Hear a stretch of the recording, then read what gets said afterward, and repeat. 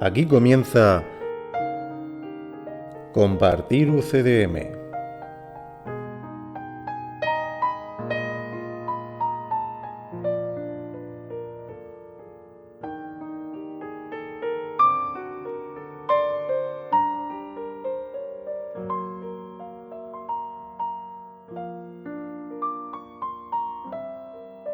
Bienvenidos a Compartir UCDM Podcast, un espacio sin interferencias dedicado a la comprensión de un curso de milagros, llevado a cabo por maestros con años de experiencia, un espacio donde se descifran los mensajes profundos del curso, lo que te transportará a tu verdadero origen. Un espacio donde se revelarán los misterios más ocultos de la existencia. Bienvenidos una vez más a Compartir UCDM.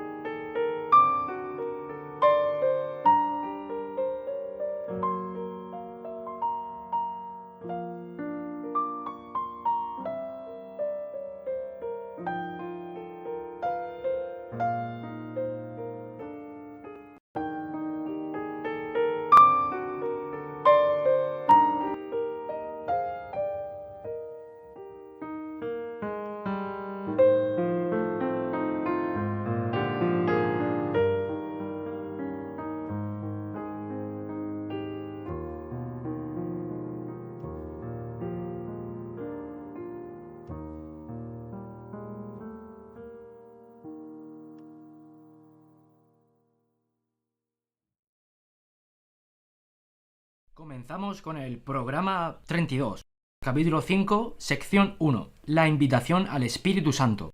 Bueno, aquí José Antonio una vez más. Buenas chicos, aquí JP con vosotros. Hola, ¿qué tal? Gracias por acompañarnos. Hola, soy Irene, estoy encantada de estar aquí. Encantado. Hola, un saludo. Hola, soy Antoñita, jubilosa de estar con vosotros. Hola, soy Peque y encantada como siempre de compartir. Hola, soy Mari. Hola, soy Tomasa y estoy compartiendo un curso de milagros con todos vosotros. Hola, aquí Marcel. Vamos a disfrutar. ¡Comenzamos! Párrafo 1. La invitación al Espíritu Santo. La curación es un pensamiento por medio del cual dos mentes perciben su unidad y se regocijan.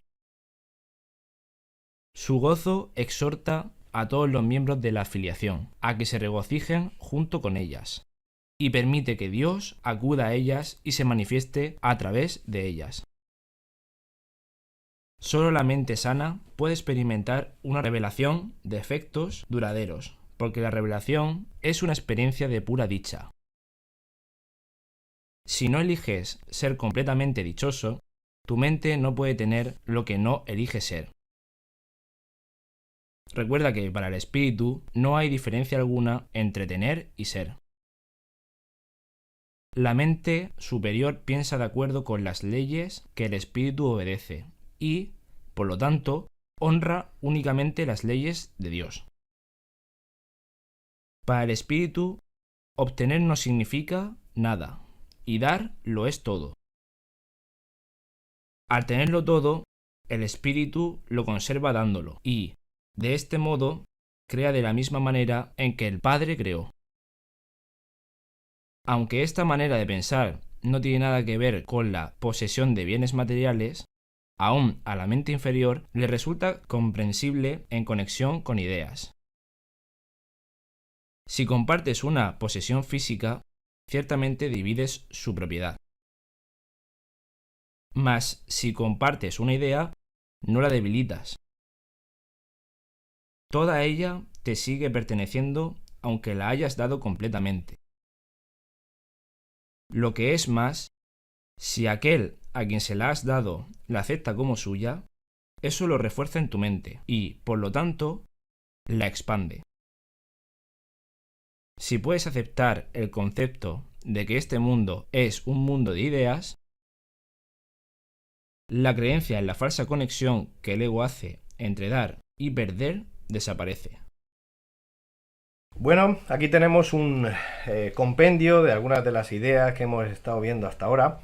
Habla de curación, habla de dar y recibir, y bueno, ya tenemos alguna idea, ¿vale? Pero sería conveniente verlo un poquito más a fondo. La curación, como dice en la línea 1, es una cuestión de sanar la mente, no tiene nada que ver con sanar el cuerpo o pensar en enfermedad u otro tipo de situaciones, ¿no? Aquí habla de que dos mentes perciben su unidad y se regocijan. Es decir, esto hace alusión a lo que ya comentamos hace tiempo, de que al cielo entramos, entre comillas, al cielo entramos de dos en dos. Eso significa que cuando uno sana su mente, eso incluye la recuperación de la conciencia de que ya no existe separación entre los cuerpos. Y también recordamos aquella metáfora de Jesús hace 2000 años cuando dijo que allá donde uno escuche su palabra, con eso se salva el mundo entero. Eso significa que cuando la palabra que te libera la mente se comparte y dos mentes ahora la perciben tal como es, como una idea liberadora, pues a partir de ahí se extiende y todo el mundo es capaz de disfrutar de ello a lo largo del tiempo. Fijaos que ahora, como dice ahí, para la mente inferior es difícil pensar que porque dos digan algo o queden en algo o aprendan algo o compartan una idea, cómo puede ser que eso afecte al resto del planeta, ¿no? O del universo. Y sin embargo es así. De hecho, 2000 años después hay millones de personas hablando de Jesús. Bueno, en la 2 dice: su gozo exhorta en todos los miembros de la filiación a que se regocijen junto con ellas y permite que Dios acuda a ellas y se manifieste a través de ellas. La exhortación es una invitación y se invita a todo el mundo a que disfrute todos los beneficios que se derivan de sanar la mente, ¿no? Ya lo hemos comentado anteriormente que sanar la mente tiene que ver con una sensación de descarga, ¿no? De como si hubiéramos estado arrastrando pesos y los soltáramos poco a poco uno detrás de otro. Y claro, la sensación de alivio es muy grande. Es una experiencia. Ya dijimos que estamos hablando de ideas, pero todo esto conduce a una experiencia. Es decir, que uno descubra que es verdad no tiene nada que ver con escuchar las ideas o con creerlas. Tiene que ver con experimentarla en su propia vida, ¿no? Y al experimentarlo uno se da cuenta de que es una experiencia y no se puede explicar con palabras. Entonces, claro, en una experiencia solo se puede invitar. No es una cuestión de convencer o de transmitir ideas o de simplemente comunicarse. Es una experiencia que tiene que ver con los pasos que damos cada uno en nuestra vida. En la línea 3 dice: solo la mente sana puede experimentar una revelación de efectos duraderos porque la revelación es una experiencia de pura dicha. La mente sana conduce a un estado previo al lío mental en el que nos metimos hace ya mucho tiempo. El estado previo es el estado de dicha y que tiene que ver con la experiencia del amor directa, ¿no? Entonces, todo eso ya dijimos que el objetivo no es explicar qué es el amor, sino más bien estar de acuerdo en que nos liberemos de los obstáculos que lo impiden. Y esos obstáculos son los impedimentos que tenemos ahí, que conforme se van soltando van viniendo todos los efectos. Y esos efectos son duraderos, porque una vez que se suelta es para siempre.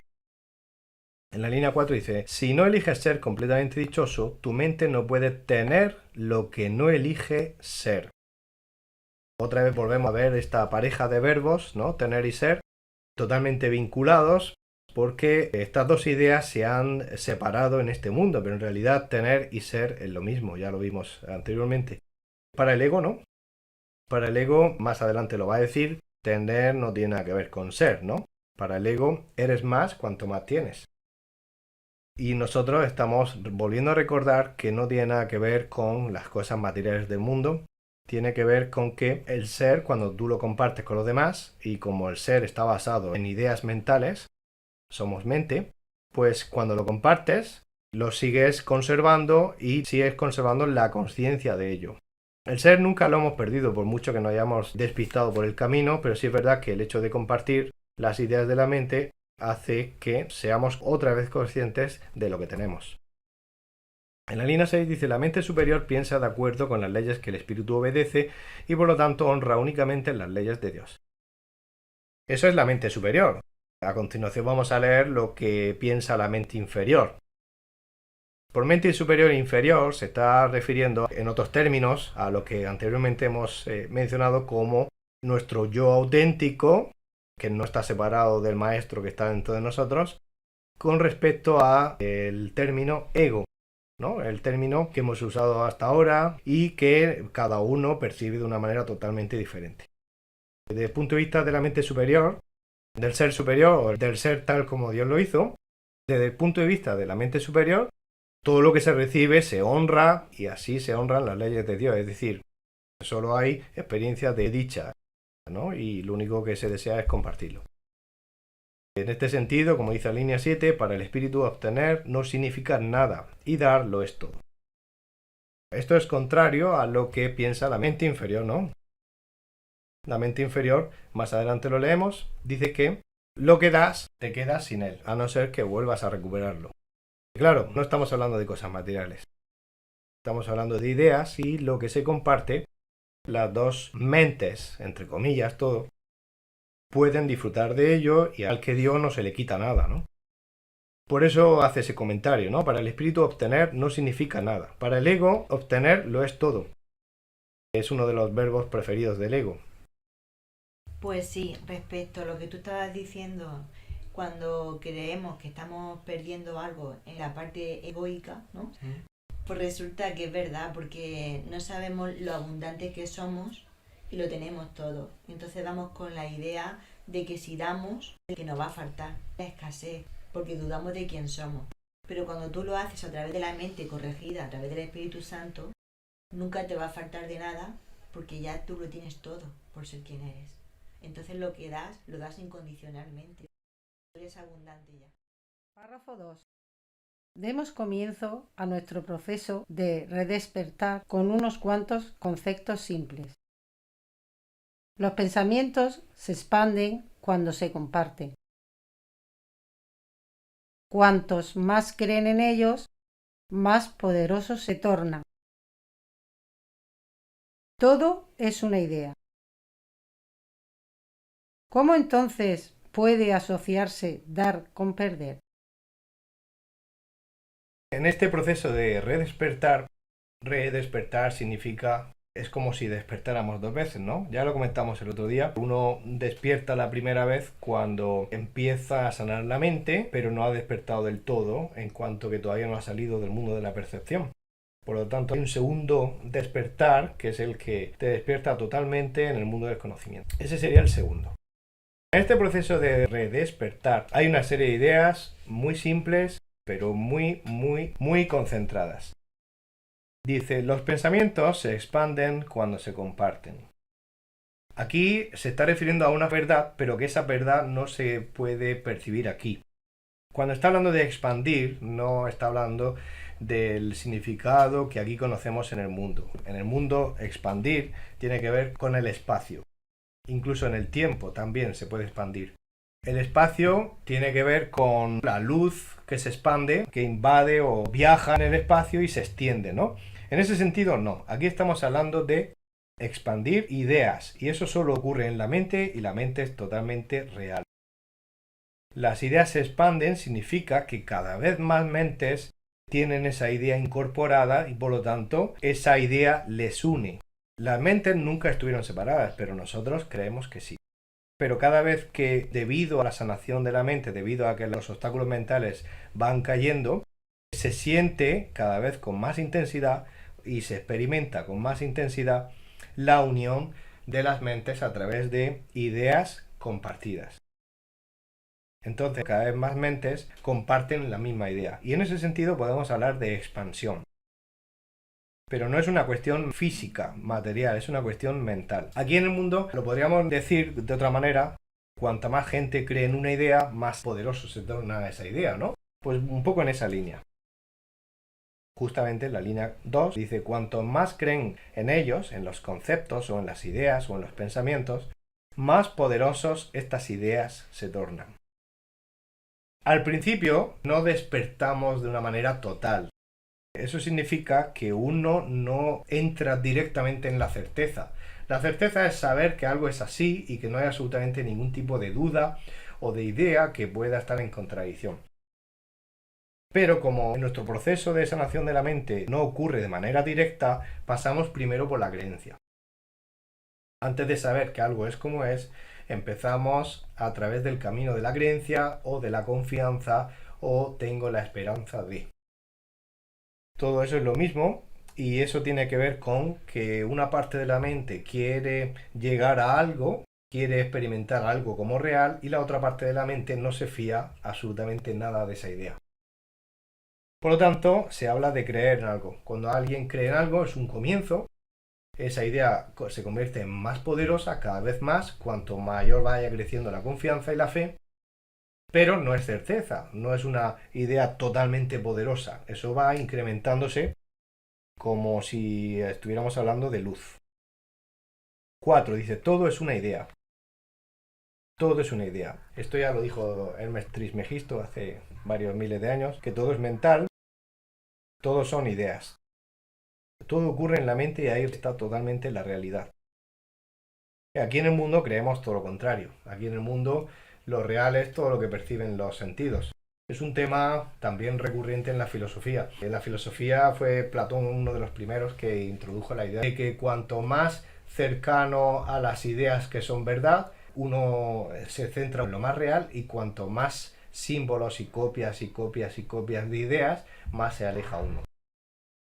En realidad en este mundo, como creemos que lo real tiene que ver con lo que perciben los ojos, y está más que demostrado que lo que perciben los ojos o los sentidos totalmente nos engañan continuamente, eso está más que demostrado. De hecho, por ejemplo, si hablamos de la vista o hablamos del oído, muchos animales aquí en la Tierra tienen sentidos más desarrollados y los sentidos están limitados. Uno puede ver hasta cierta distancia o puede oír hasta una franja de sonido, bien sea por la franja grave o aguda, y sin embargo hay animales que escuchan más agudo todavía o más bajo. Eso ya lo sabemos. Entonces los sentidos lo único que hacen es dar una imagen muy limitada de lo que se ve afuera, pero no tiene nada que ver con la verdad, tiene que ver con más lo subjetivo, lo que cada uno es capaz de percibir.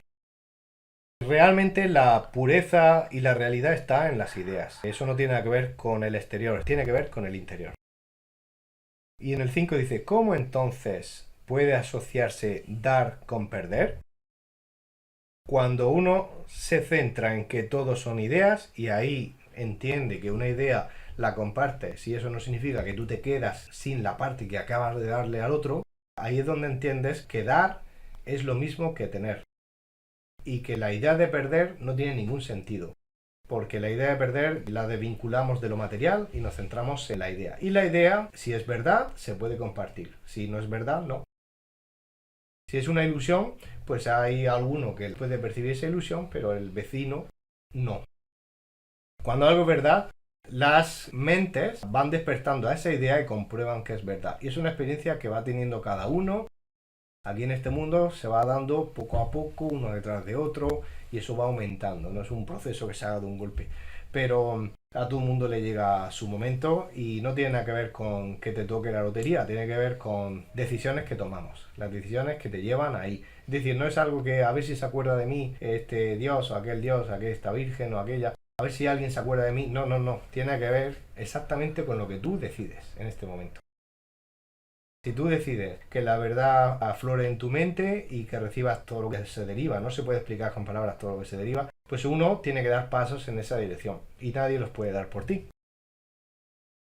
Pues de lo que hemos leído en la oración que pone los pensamientos se expanden cuando se comparten, cuando son pensamientos a través del Espíritu Santo que ya son corregidos y son de abundancia, de paz y de amor y de unidad, hace que cada vez se refuerce esa abundancia que tú eres. Porque estás expandiendo el amor, que es lo que somos, no hay que enseñarlo, que es lo que somos, te lo recuerda. Entonces no pierdes nada, al revés, sigues recibiendo.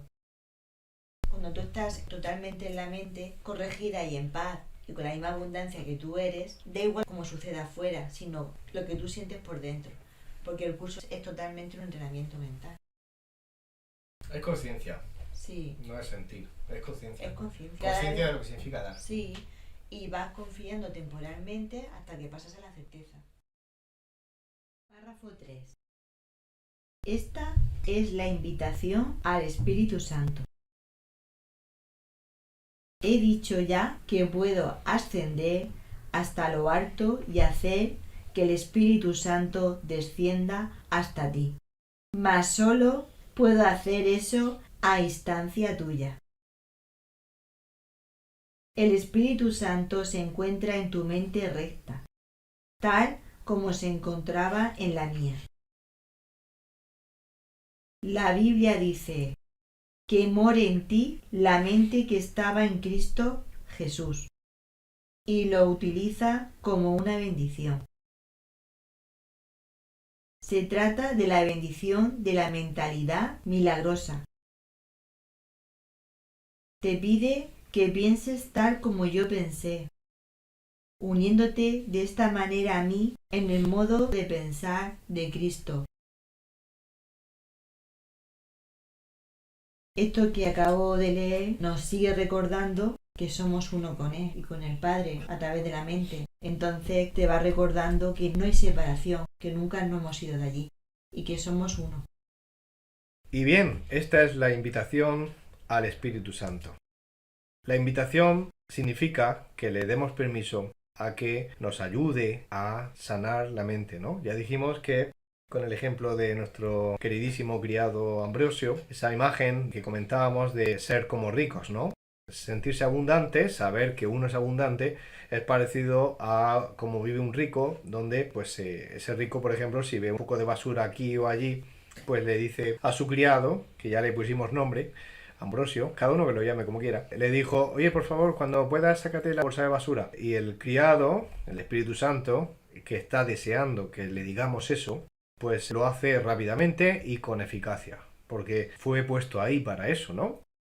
El Espíritu Santo fue puesto por Dios para que nosotros pudiéramos salir del lío en el que nos habíamos metido. Es un maravilloso guía y es un experto en cómo se realiza. Lo único que falta, porque todo el trabajo lo hace él, lo único que falta es nuestro permiso, ¿no? Y nuestro permiso tiene que ver con la conciencia que tenemos de nosotros mismos y de todo lo que nos rodea. Cuando tenemos un mínimo de conciencia, nos parecemos un poquito, aunque sea durante un rato, a ese rico que tiene muy claro que ha visto una bolsa de basura y que no es su misión coger esa bolsa él mismo. Y mucho menos abrir la bolsa y tocar lo que hay dentro, porque un rico tiene bastante claro que no le interesa la basura. Por lo tanto, le dice a su criado, por favor, precioso, amado, podría sacar eso, y el otro, que está deseando de que le diga eso, pues lo hace encantado. Y ahí hay un equilibrio perfecto, no hay ninguna interferencia, todo es rápido y todo el mundo tiene muy claro cuál es su papel. Nosotros estamos aprendiendo eso, estamos aprendiendo a sentirnos como ricos para luego pasar a saber que somos ricos. Primero empieza por una confianza, un sentimiento, pero luego pasa a una certeza. Entonces, ser como rico significa dar ese permiso. Dios puso ese Espíritu Santo, esa guía, para que nosotros pudiéramos darle permiso y que retirara todos los errores de la mente. Pero para eso tenemos que darle permiso. Aquí utiliza una figura metafórica, usando el espacio. Por ejemplo, menciona en la línea 2, he dicho ya que puedo ascender hasta lo alto y hacer que el Espíritu Santo descienda hasta ti. Bueno, evidentemente es una metáfora, no hay que entenderlo literalmente. No está dicho en términos espaciales, ¿no? De arriba, abajo. No es que tengamos que girar la cabeza arriba a ver si vemos alguna luz descender o algo así. Simplemente sigue usando esa imagen a la que estamos bastante acostumbrados, de que el Espíritu Santo está como en una altura y desciende sobre nosotros. Es solamente una imagen que lo que está diciendo es que simplemente con decirle o darle permiso para que sane en la mente, Él lo hace. Entonces, si le damos permiso, pues a instancia tuya, como dice ahí, el milagro se va a producir. En la línea 3 dice, el Espíritu Santo se encuentra en tu mente recta, tal como se encontraba en la mía. Ahí sí que aclara que no está por ahí en el espacio, ni que tú eres un cuerpo y se encuentra fuera de tu cuerpo. Ahí te está diciendo que está en tu mente, porque todo es mente y todo son ideas, ¿no? Igual que en el 4 menciona una cita de la Biblia, también hay otra cita de la Biblia que dice, cuando en aquel momento Jesús se había vuelto al tercer día y físicamente volvía para demostrar que no era un cuerpo y que la muerte no existe, pues ahí les dijo a sus discípulos que me voy, pero os dejo con vosotros al Espíritu Santo. Es lo mismo que aquí dice, cuando dice la Biblia en la línea 4, que more en ti la mente que estaba en Cristo Jesús. Eso significa que tengas la conciencia suficiente como para que acabes pidiéndole al Espíritu Santo o que acabes dándole permiso que haga ese trabajo, ¿no? No hay que pedírselo, porque no es una cuestión de nosotros pedir y a ver si el Espíritu Santo se decide hacerlo o no, si querrá o no querrá. No, es que el Espíritu Santo está deseando. No es una cuestión de que se lo pidamos, simplemente con que le demos permiso o le digamos, venga, vamos, estoy encantado con esto, pues el Espíritu Santo recibe la petición. Pero no es una petición en sí, porque no depende de que él consienta o no. Es simplemente un permiso que se da, a instancia tuya, como decía en la línea 2. Y la Biblia utiliza esa cita como una bendición. Te está diciendo, deseo de ti y espero de ti y sé que al final llegarás a ese punto, que des ese permiso dentro de tu mente para que more la conciencia del Espíritu Santo y puedas sanar la mente. En la línea 5 dice, se trata de la bendición de la mentalidad milagrosa. Ya sabemos, lo hemos mencionado antes, que un milagro es la corrección de los errores en la mente. Entonces, una mentalidad milagrosa significa que uno está alerta y centrado en que se produzcan milagros continuamente. Y producirse milagros significa que cada error en la mente estamos dispuestos a que se sane y pasamos al siguiente error y así se produce un continuo llamado mentalidad milagrosa. En ese continuo, pues no paran de haber milagros en la mente y la mente cada vez se sana más de todos los errores que hay en ella. Ya sabemos que no existen los pecados, simplemente hay errores y una vez que hemos quitado la idea de culpa y sabemos que no existe, tanto en nosotros como en los demás, solo se puede saber que hay algo que no está bien para que nosotros podamos decírselo a nuestro criado y lo saque. En el 6 dice, te pide que pienses tal como yo pensé, uniéndote de esta manera a mí en el modo de pensar de Cristo. Aquí no te está diciendo que, bueno, si tienes la inspiración un día cada 5 años o una vez, pues mira, aprovéchala, ¿no? Porque eso no viene mucho. No, aquí te está diciendo que no es una vez cada 5 años, aquí te está diciendo que es una cosa continua. Y eso es un modo de pensar. Modo de pensar de Cristo significa mantenerse alerta en favor de lo que queremos para nosotros. Por eso hay que plantearse, ¿qué es lo que quiero? Sanar mente.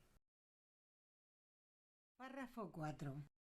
El Espíritu Santo es la única parte de la Santísima Trinidad que tiene una función simbólica. Se le ha llamado el sanador, el consolador y el guía. Se le ha descrito también como algo separado, aparte del Padre y del Hijo. Yo mismo dije, si me voy os enviaré otro consolador que morará con vosotros para siempre. Su función simbólica hace que él sea difícil de entender, ya que todo simbolismo se presta a diferentes interpretaciones. Como hombre y también como una de las creaciones de Dios, mi recto pensar, que procedió del Espíritu Santo o inspiración universal, me enseñó en primer lugar y ante todo que esta inspiración es para todos. Yo mismo no hubiese podido gozar de ella de no haber sabido esto. La palabra sabido es apropiada en este contexto porque el Espíritu Santo está tan próximo al conocimiento que lo evoca, o mejor dicho, facilita su llegada. He hablado anteriormente de la percepción elevada o verdadera, que está tan próxima a la verdad que Dios mismo puede salvar la diminuta brecha que hay entre ellas. El conocimiento está siempre listo para fluir a cualquier parte, pero no puede oponerse a nada. Puedes, por consiguiente, obstruirlo, pero jamás perderlo. Bueno, apartado 6. El ser que somos es para todos. Aquí tenemos que saber todos que el Espíritu Santo, cuando ocurrió aquello que nos creímos separados de Dios, en aquel juego universal que nosotros experimentamos, no nos podemos separar de Él. Entonces se quedó impreso en nosotros, al igual que en Jesús, el Espíritu Santo. El Espíritu Santo es el recuerdo del amor de Dios. Y Jesús tenía también impreso en él el Espíritu Santo, que es el recuerdo del amor de Dios, o también inspiración universal, como él le llama aquí. Eso es lo que le ayudó, lo que le iluminó, lo que le hizo despertar. E igual que él despertó, nosotros también. Aparentemente lo estamos haciendo ahora, pero ya pasó, esto ya lo hicimos. Efectivamente, y al Espíritu Santo se le ha llamado, dice en la línea 2, el sanador, el consolador, el guía. Bueno, hay muchos nombres porque hay muchos lectores y muchas personas que están escuchando el curso, leyendo. Cada uno pues tiene una preferencia, ¿no? O le gusta esta palabra o aquella. Realmente, ya lo hemos dicho anteriormente, que el curso va dirigido mayoritariamente a personas que o bien sean cristianas o bien procedan o hayan conocido, y por eso utiliza muchos términos, pero en realidad el mensaje es universal. Es decir, el curso es obligatorio, quiere decir que todo el mundo está obligado a pasar por la sanación de la mente porque es inevitable que todo el mundo sana. Otra cosa es cuando eso ocurra. Pero todo el mundo tiene una tendencia hacia la felicidad y eso despierta cuando cada uno elige que sea el momento. Es un mensaje universal y utiliza terminología, sobre todo cristiana, que muchas veces matiza y rectifica o nos aclara el significado original que se le dio cuando se dijo. Bueno, pues este consolador, este guía, sanador que está dentro de nosotros, pues está siempre ahí dispuesto a que le demos el permiso, ¿no? Y hemos comentado antes, ¿no? Que Dios creó al Espíritu Santo como respuesta al comienzo de la desviación mental. Esa desviación nunca ocurrió, ya lo sabemos, lo hemos hablado muchas veces, esa separación nunca ocurrió, simplemente parte de la mente del Hijo de Dios se embelesó en ilusiones y en ideas. Y ese consolador está para que nosotros elijamos salir de esa confusión. Claro, como dice en la línea 5, el mensaje del Espíritu Santo es muy claro, somos nosotros los que no lo vemos así de claro. No es que el Espíritu Santo adrede utilice un lenguaje complicado. Nosotros tenemos la mente tan confusa que nos resulta difícil de entender para nosotros. Es la experiencia que tenemos. Es que nosotros todavía tenemos la visión bastante limitada. Entonces, al principio, debido a que cada uno lo interpreta como a cada uno le apetece, pues puede ser que lo vea difícil. Pero es una experiencia de cada uno, no tiene nada que ver con lo que es en realidad. En la línea 6 ahora está hablando ese narrador en primera persona que conocemos como Jesús de hace 2000 años y que ya sabemos que es nuestro hermano mayor, no tiene nada que ver con la edad, nuestro hermano mayor por experiencia, pero que ha dejado muchas veces claro que es exactamente igual que nosotros. Gozamos de total igualdad todos los hijos de Dios, no hay uno por encima y otro por debajo, solamente que tiene más experiencia y es un magnífico guía igual que el Espíritu Santo que tenemos dentro. Y él nos aclara aquí que aparentemente él salió de las vidas de los humanos, pero que dejó al Espíritu Santo, que siempre estuvo ahí, simplemente que dijo, él va a continuar la tarea que yo he hecho hasta ahora. Y bueno, pero aquí lo tenemos mencionándonos de vez en cuando a ese maestro que está dentro de nosotros y nos ayuda igual que le ayudó a él. Esa inspiración universal, para aquellas personas que no les guste el término Espíritu Santo, es lo mismo. Al final estamos hablando de una inspiración, un guía que está ahí para ayudarnos a todos. Y cada uno elige el término que le gusta. Pues ahí dice que le estuvo enseñando a él mismo, porque claro, fue el primero que eligió despertar totalmente. Y entonces le enseñó y le condujo hacia la sabiduría, por eso utiliza la palabra sabido. Sabido proviene del conocimiento y claro, Jesús en aquel momento todavía no estaba despierto totalmente hacia el conocimiento y le llegó una inspiración que se parece al conocimiento pero no lo es. Por eso utiliza la palabra sabido. Fue el primero en darse cuenta de que la respuesta estaba dentro y que esa respuesta era la salida a todo el lío en el que todos nos hemos metido, ¿no? Y la palabra saber ayuda mucho, saber por alguien que no era otra persona, porque Jesús no le llegó como nos está llegando a nosotros, ¿no? Aquí parece que cualquier hermano del mundo, en este caso se le llama Jesús, pero podríamos llamarle Buda, podríamos llamarle Mahoma, podríamos llamarle cualquier de los grandes maestros, pues nos viene y nos da su mensaje. Pero en el caso de Jesús, pues no vino ninguna persona y vino ese mensaje del interior. Ahora está repitiendo lo mismo con nosotros. En el momento que alguien decidió escuchar a Dios dentro de sí, es cuando comienza la verdadera revolución que lleva a la conciencia de lo que somos. En el 9 dice, he hablado anteriormente de la percepción elevada o verdadera. También le hemos llamado percepción correcta, que es la que más está cerca de la verdad. La verdad ya es Dios mismo y la verdad es el conocimiento. Y nosotros estamos en dirección de que la mente sea corregida, por eso hablamos de percepción correcta, porque nuestra percepción no está correcta. Y bueno, en la línea 10 dice, el conocimiento está siempre listo para fluir a cualquier parte. Es decir, está ahí para ser experimentado cuando uno decida que eso ocurra.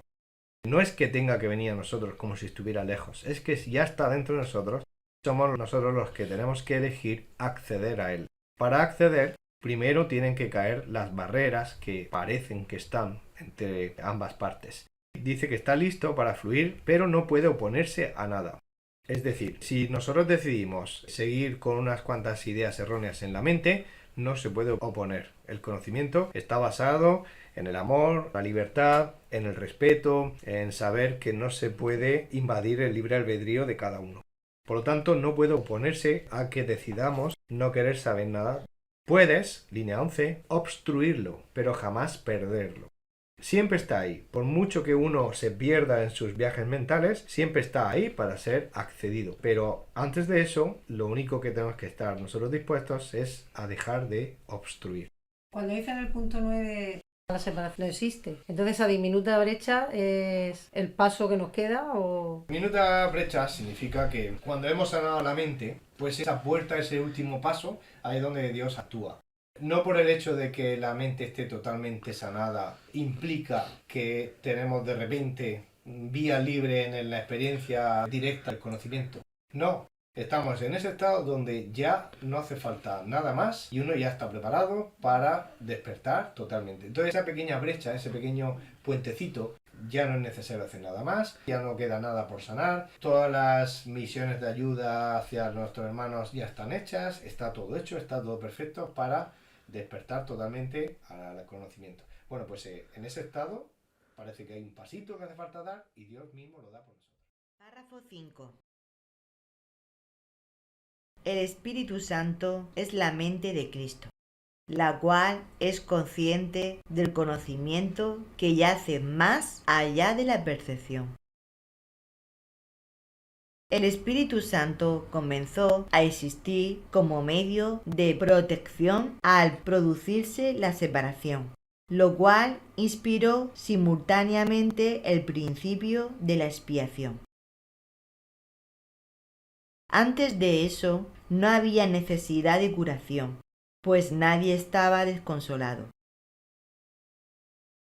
La voz del Espíritu Santo es la llamada a la expiación, es decir, a la restitución de la integridad de la mente. Cuando la expiación se complete y toda la filiación sane, dejará de haber una llamada a retornar. Pero lo que Dios crea es eterno. El Espíritu Santo permanecerá con los hijos de Dios para bendecir las creaciones de estos y mantenerlas en la luz de la dicha. Esto es un regalo, ¿no? Como siempre. Pero cuando tú notas la voz del Espíritu Santo y te notas unida a Él, es que no se puede explicar. Es un estado de paz permanente. Bueno, el Espíritu Santo es la mente de Cristo. Aquí ya sabemos que se utilizan distintos términos que son sinónimos muchas veces para referirnos a lo mismo, ¿no? Porque ya dijimos en su momento que hay distintos tipos de público que nos escuchan.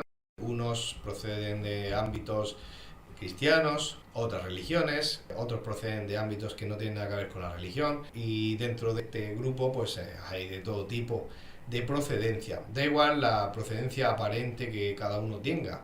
En realidad todos somos santos hijos de Dios, pero a la hora de dirigirnos a cada uno, pues está bien que haya distintos nombres para que todo el mundo escoja el que más le guste. El Espíritu Santo, o mente de Cristo, es consciente, dice en la línea 1, del conocimiento que yace más allá de la percepción. Y al mismo tiempo también es consciente de lo ilusorio, es decir, de todo lo que parece ocurrir en este mundo. Ya dijimos también que el Espíritu Santo no ve al ego, pero ve las imágenes de este mundo, ve los pensamientos y sabe muy bien qué hacer con ellos. No se entretiene en analizarlos o intentar entenderlos, simplemente los ve como formas de amor o como formas de otra cosa que ya no tiene sentido y no tiene ningún interés en intentarle buscar ese sentido. Entonces también es consciente de este lado, ¿no? Del lado de la percepción. Línea 2. El Espíritu Santo comenzó a existir como medio de protección al producirse la separación. Tenemos que recordar, lo hemos dicho otras veces, que cuando pone separación, en realidad es la creencia en la separación, porque la separación nunca se ha producido. Pero bueno, estamos en un estado del libro, al comienzo de la teoría, donde muchos de los lectores que escuchan estas palabras o están leyendo sí que creen en la separación y por lo tanto pues se dice tal cual. Pero en realidad todo conduce a que en algún día, para los que todavía no han llegado a ese punto y los que ya están, pues ya lo saben, que la separación realmente no existe. No puede ser que se separe lo que creó Dios, es imposible. Por lo tanto es solamente una creencia. Pues cuando pareció comenzar esa separación, se instauró el principio de la expiación. También ya lo dijimos hace un tiempo. La expiación no era necesaria, como dice en el 3, antes de que fuera creado el Espíritu Santo o antes de que se creyera que la separación ha tenido lugar. No existía el Espíritu Santo, fue creado justamente para eso. Fue creado para restaurar o para sanar la mente. Por lo tanto, es una creación divina de Dios que está ahí para ayudarnos a salir del lío mental, que es la creencia en la separación. Nosotros sí que nos sentimos separados de Dios, pero es solamente un sentimiento, o uno lo sabe o no lo sabe.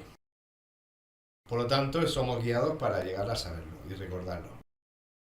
5. Cuando la expiación se complete y toda la filiación sane, dejará de haber una llamada a retornar. Esto está escrito de forma atemporal. Nos estamos fijando en un momento del tiempo, pero en realidad es atemporal. Tiene apariencia de futuro, tiene apariencia de que nada de esto ha pasado todavía. Y en realidad sí que ha pasado. Solamente que en eso de que ya ha pasado, algunas partes de la mente que se durmió ya han despertado, por lo tanto se puede decir que ya ha pasado, pero otras partes de la mente parece que todavía no han llegado a ese estado de conciencia, de saber que nunca nos hemos separado, no se ha llegado a ese estado de conciencia, entonces para otras partes de la mente suena como algo que tiene que venir en el futuro. Y en realidad ya todo ocurrió. Y por eso mismo, porque se sabe cuál es el resultado, aquí se nos está invitando a escuchar cuál es ese resultado. Ya se sabe el resultado. No son opiniones o teorías de lo que podría pasar en un futuro. Son hechos que ya han pasado y ya se han comprobado. Y aquellos que lo han comprobado nos lo están contando a nosotros. Parecido al mito de la caverna de Platón, que ya hablamos hace unos meses de eso. Aquel que consiguió liberarse de la cueva y salió afuera y vio que había un mundo afuera y que habían estado presos y escondidos, pero que esa no era la realidad, sino que lo único que había que hacer es salir de ahí y que los que estaban allí, pues alguien tendría que contarles que eso es así. Pues de la misma manera hay alguien que ya ha comprobado cuál es la realidad y nos lo está recordando. Y la línea 6 dice, pero lo que Dios crea es eterno. El Espíritu Santo permanecerá con los hijos de Dios para bendecir las creaciones de estos y mantenerlas en la luz de la dicha. Es decir, el Espíritu Santo está con nosotros hasta el momento en que la mente esté totalmente sanada. Y luego continuará porque lo que Dios crea es eterno. Mientras tanto, que parece que nosotros estamos en esta tarea de permitir al Espíritu Santo que sale en la mente, mientras tanto, todas nuestras creaciones siguen ahí, esperándonos que volvamos a bendecirlas y volvamos a disfrutar de ellas. Bueno, esto de las creaciones de los hijos de Dios se refiere a las creaciones que co-creamos con Dios antes del sueño. Solo hay un tipo de creación, las que existen. Y las que existen son las que se co-crean con Dios. Claro, lo demás no son creaciones, son proyecciones, ¿es eso? Claro, lo que no existe, no existe. Aquí creemos que existe, pero no. Aquí, por ejemplo, si alguien piensa que su hermano es un cuerpo al que ve a su lado, pues ese cuerpo fallece o desaparece, probablemente esa persona, si piensa que es un cuerpo, va a sufrir con esa caída del cuerpo. Claro, aquí creemos que las creaciones tienen que ver con los seres que vemos alrededor, incluso los animales o la naturaleza. Todo eso es pasajero. Todo el mundo sabe que el cuerpecito de un bebé que luego va creciendo acaba en un ataúd o en otra forma de entierro. Y todo el mundo sabe que eso realmente no puede considerarse una creación digna, ¿no? Porque no tiene sentido crear algo que pueda ser divino y va a acabar podrido, ¿no? Va a acabar mal. Entonces, las verdaderas creaciones son las que nos están esperando más allá de esto que nos rodea, que parece que son creaciones y no lo son. Bueno, en el mundo pues se habla mucho de que esto es muy creativo, esto es novedoso, es creativo, ha tenido una inspiración preciosa, pero creación no es. No es. Claro. Una cosa es crear algo con todas las de la ley. Significa con Dios. Y otra cosa es usar reflejos, símbolos, restos de creatividad que forman parte de nuestro poder de crear. Pero esos son reflejos, no es la verdadera creación.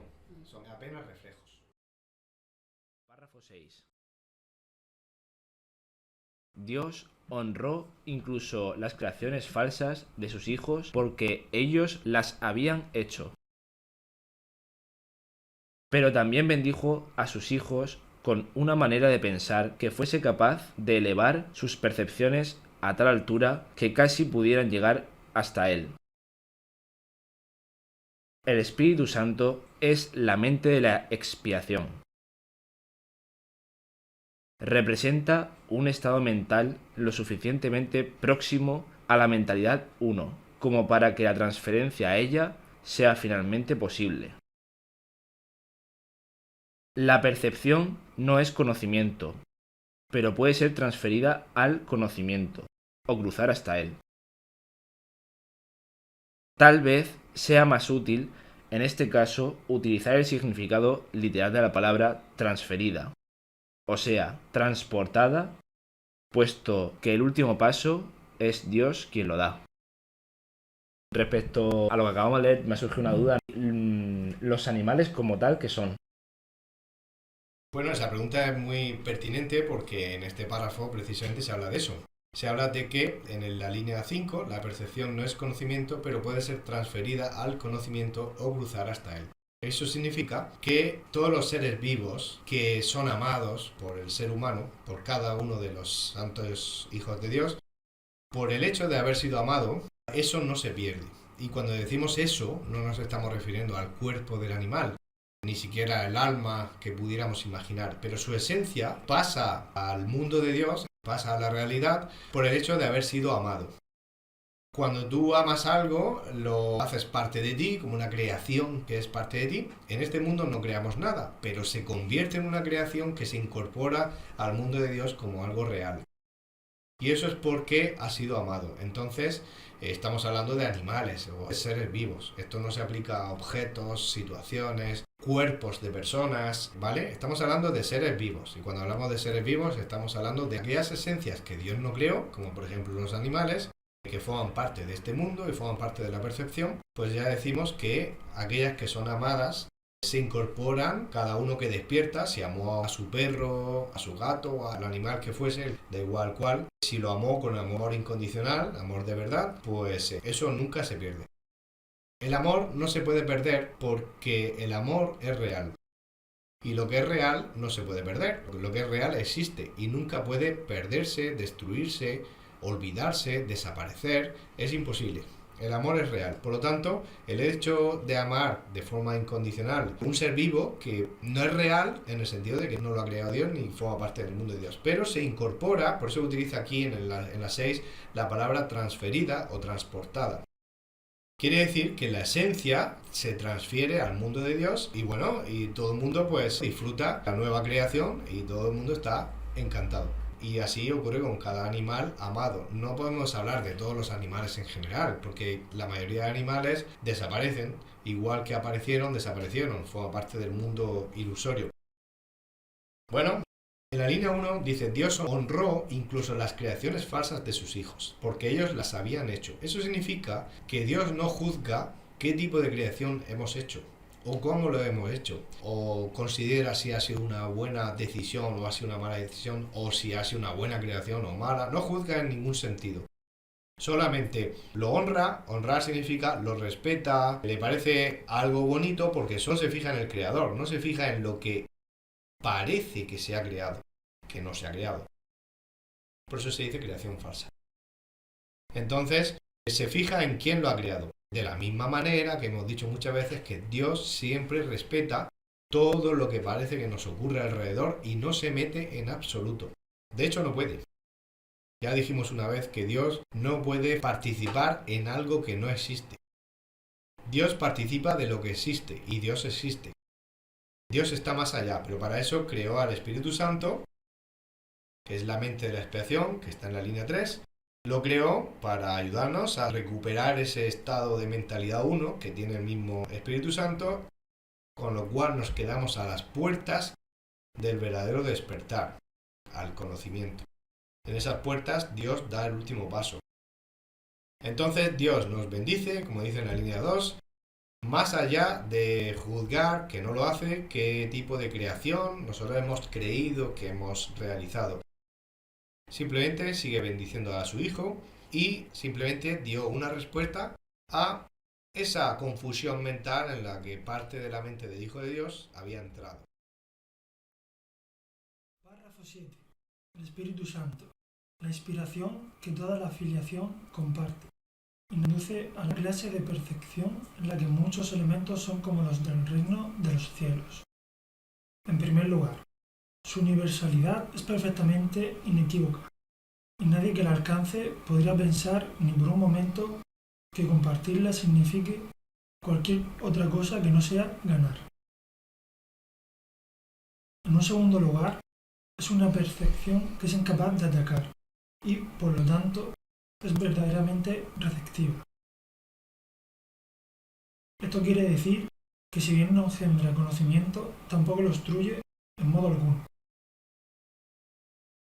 Finalmente, señala al camino que lleva a lo que está más allá de la curación, que trae consigo, y conduce a la mente más allá de su propia integración, hacia los senderos de la creación.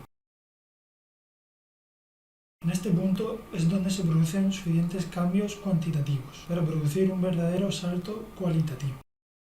Bueno, y finalmente, con este párrafo tan bonito y tan inspirador, acabamos esta sección y aquí nos está diciendo que el Espíritu Santo es esa inspiración que llega a toda la filiación para que pueda sanar la mente.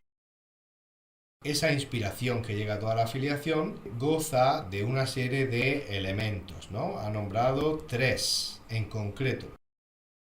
3 elementos del Espíritu Santo que son partes integrantes de su trabajo y de su función en el mundo.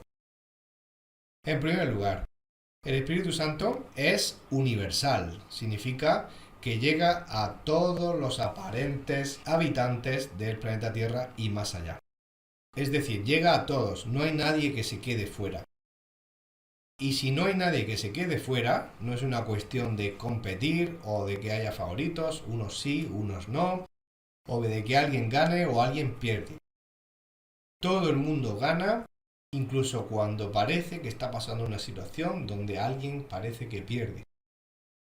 Pues no, todo el mundo gana cuando uno se conecta al Espíritu Santo.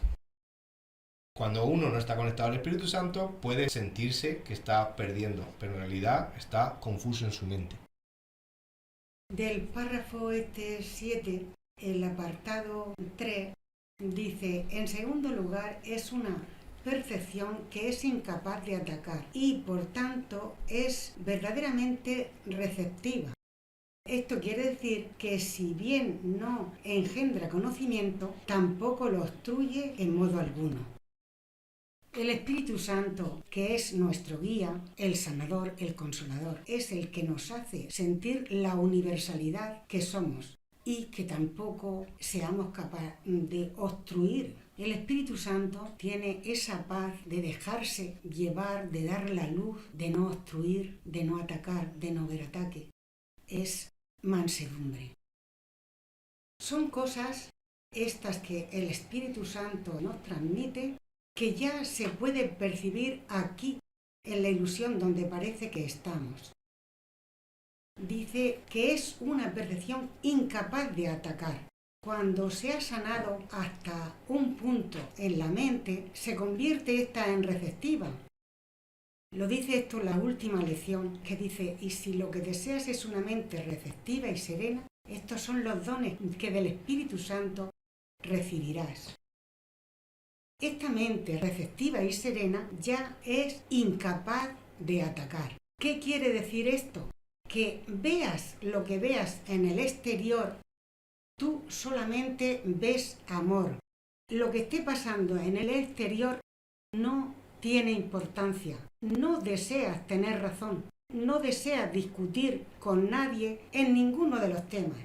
¿Por qué? Porque nada de este mundo es relevante, importante. Y tu mente está centrada en el amor. Y la tercera cualidad es que señala el camino hacia dónde vamos, ¿no? Y ese camino nos lleva a algo que está más allá. En la apariencia está más allá, porque en realidad ya estamos ahí. Simplemente que los obstáculos impiden que tengamos experiencia directa de eso.